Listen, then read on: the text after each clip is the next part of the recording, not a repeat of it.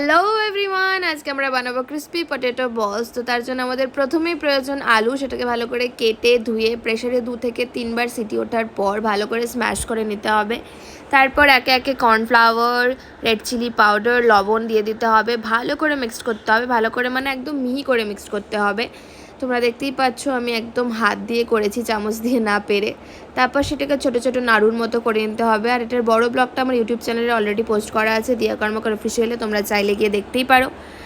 তারপর কড়াইয়ে পরিমাণ মতো তেল নিয়ে এগুলোকে আস্তে আস্তে দিয়ে দিতে হবে। আর কড়াইয়ের আঁচটা একদম কমিয়ে দেবে, যাতে ভেতর থেকে পুরো ডিপ ফ্রাই হয়ে যায়। আমি একদম কমিয়ে দিয়েছিলাম, দেখতেই পাচ্ছ। তো আস্তে আস্তে পুরোটা হয়েছে। তারপর ব্যাস একটা টিস্যুতে নিয়েছি, আর তেলটা সোপে নিয়েছে আস্তে আস্তে। একদম রেডি আমাদের খাওয়ার। আর খাওয়ার পর আমার রিয়াকশনটা তোমরা দেখেই নাও। It's crunchy, crispy, at the same time very tasty. Tata.